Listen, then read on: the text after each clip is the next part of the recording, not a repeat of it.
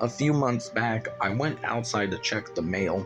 I have one of those really old mailboxes that is right outside the house. I looked through the mail. It was all bills and flyers and a couple magazines. Then I noticed something else at the bottom of the mailbox, a videotape. Now, sometimes I find things in the mailbox like bugs and garbage and things like that. We even found a squirrel that had made a nest in there a couple years back. But a videotape? I picked it up and looked at it. It looked like any normal videotape. I looked at the side and there was a shiny sticker of a butterfly on it. I peeked into the mailbox, hoping to find some kind of explanation for the videotape, but I found nothing else. I walked inside and set up my VCR, which had been collecting dust by then. I inserted the tape into the VCR and waited until it finished rewinding. When it was finished, I pressed play on my remote. It was 10:30 at night, so I decided to make myself some popcorn and a soda and plopped myself onto the sofa, ready to watch this mysterious tape. The tape started with one of those WNED commercials. I had last seen that commercial when I was like maybe 6 or 7. What followed was another commercial for the theme park Marineland. The old commercial apparently was from the 1990s. During that commercial, the screen kept flashing. I couldn't make out what was flashing because it only lasted for like a quarter of a second. The Marineland commercial was cut off and then it went to pitch black. I was about to rewind to see what was flashing when a familiar thing came up. It was the PBS Kids logo. There was a brief commercial for Chuck E. Cheese. I smiled as I watched my childhood return to me. Suddenly, it faded to what show was coming up next. Coming up next, Dragon Tales on PBS Kids. I'm sure most of you know the show Dragon Tales. It's better that you have at least seen 5 episodes of the show before you understand any of this. The intro started. Everything was right, except there was no sound. It cut off in the middle of the intro and cut to a picture of Max sitting on a chair with the words Dragon Tales crudely written above him in red. The thing that disturbed me the most was Max's facial expression. He was pale and his eyes were tiny. He sat there as if he was trying to smile, but he needed to cry. Almost like the expression of a man that wanted everything to end. The episode started. It showed an outside view of Max and Emmy's house, as it always does. The sky was red and the sun was a orangish color. Max walked in holding his elbow. "Ow!" he exclaimed. "I bumped my elbow on the table." Emmy stood in front of him. She had a frown on her face. "Well, maybe if you did what I wanted you to do, then your elbow wouldn't hurt so much," she replied.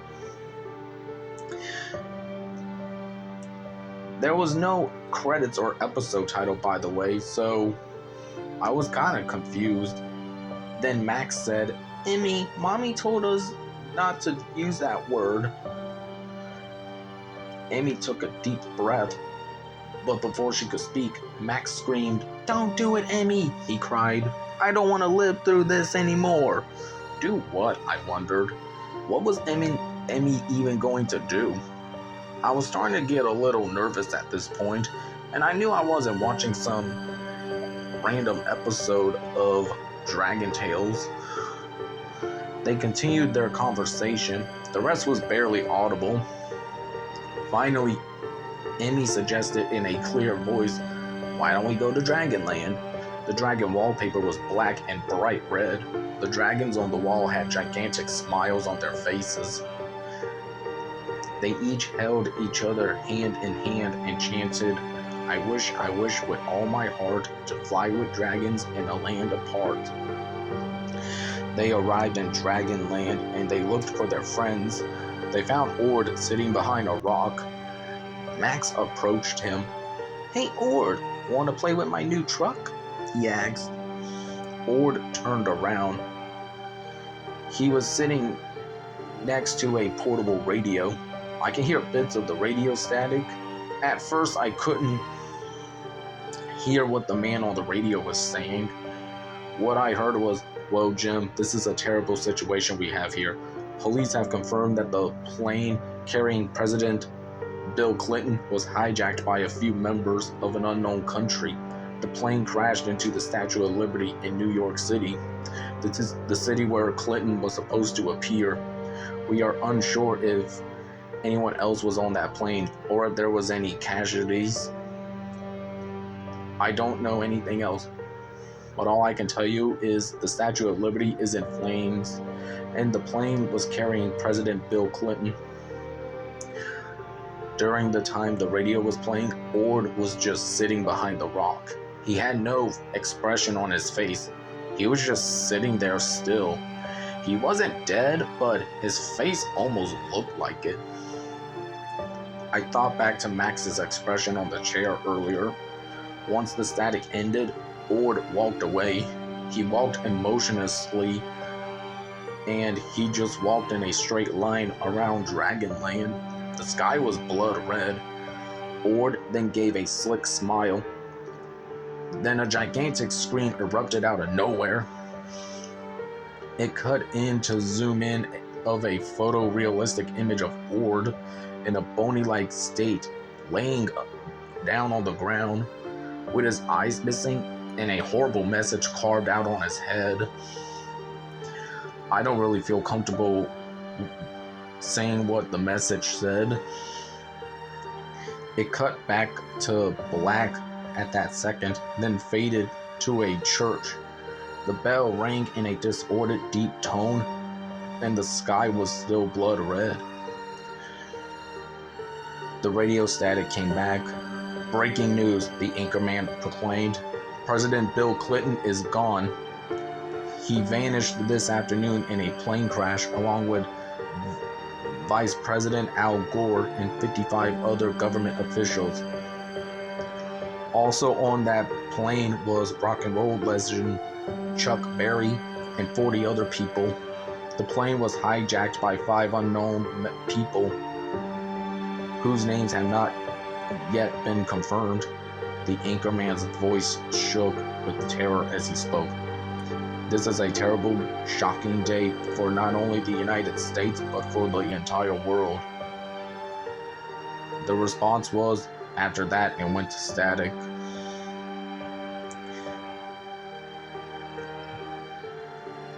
It showed paintings of the inside of a church. At that moment, I assumed it had something to do with Bill Clinton or something. Then I was able to hear Zach's voice. He shouted, "Cassie, no!" It then cut to a black and white video. It was silent except for random beeping sounds, and by silent, all you can hear was a film projector running, similar to those old movies from the 1920s. It then showed Cassie walking around in the white background. She just kept walking. The beeping sounds got louder. Cassie then stopped. She walked over towards the screen. I could hear her breathing. Her eyes were bloodshot, her teeth were broken, and her hair was shaved off. At this point, I thought Cassie could hear me. Cassie opened her mouth. What followed was the most ear-piercing, loudest sound that I had ever heard in my entire life. It wasn't like a scream, but a really messed up beeping sound that was louder than any human could hear. My ears sometimes still ring from that. That's how bad it was. In fact, I'm lucky I'm not deaf. Cassie continued to stare at me. I was actually getting scared at this point, and I didn't want to watch it anymore. I tried to turn it off. Cassie said, in the voice of a crying woman. "You must pray to me." Then it faded to black. It faded back to a dragon tune. For those who don't know, the format of Dragon Tales was usually 2 11-minute episodes and a song in between. I had hoped the nightmare had ended, but it hasn't. The song was an organ track that was being looped. The video quality wasn't very good, so I couldn't see what was really going on. But from what I was able to make out, there were about 500 dragons in a gigantic circle chanting, "Cassie, Cassie, Cassie." Cassie then smiles and then jumps into the fire. The video quality suddenly improves. It shows Cassie burning alive. She looked at me and proclaimed, "You did this to me," before her skin was burnt to ashes and her entire body turned to rubble. It actually showed her being burned. Suddenly, hundreds of dragons pounced on her remains. They began to scratch at each other. They were devouring each other. It showed the dragons biting into each other and ripping each other's fleshes off. I began to even wonder how this was a dragon tune. The scene then changed back to Max and Emmy at their house. "I need my truck," Max exclaimed. "Well, hurry up," Emmy said in an angry voice. Max then fell into the toy box he was searching. Emmy, I'm locked in. Help me," Max screamed. He was crying, like actually real crying. Emmy screamed, "It's stuck." You could feel the pain as Max panicked to get out. To make a long story short, he didn't. It cut to a gigantic cage. It showed Max and Wheezy on all four limbs, drinking water from a dish. They began to sing. The singing was muffled, so I couldn't understand the words. After a while, the song became more clear, and the voices of Zack and Wheezy now sounded like an old man with a gruff voice and a little girl no older than 4.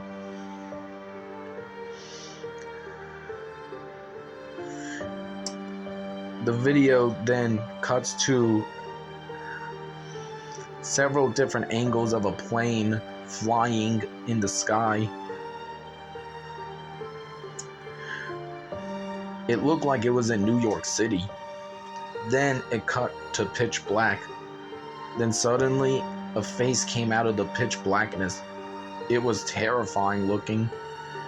It was some kind of monster with his eyes bulging out. He had a big smile on his face. He opened his mouth and let out that ear-piercing sound I heard earlier. I was able to stop the video now. I didn't want to see that face of that monster anymore. I turned off the VCR and stayed up all night. I threw out the VHS tape. Before garbage day, I made sure the video was still in the garbage, but it wasn't.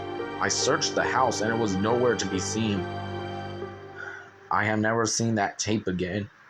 And I must warn you, if you ever find a mysterious videotape, don't play it. Just get rid of it.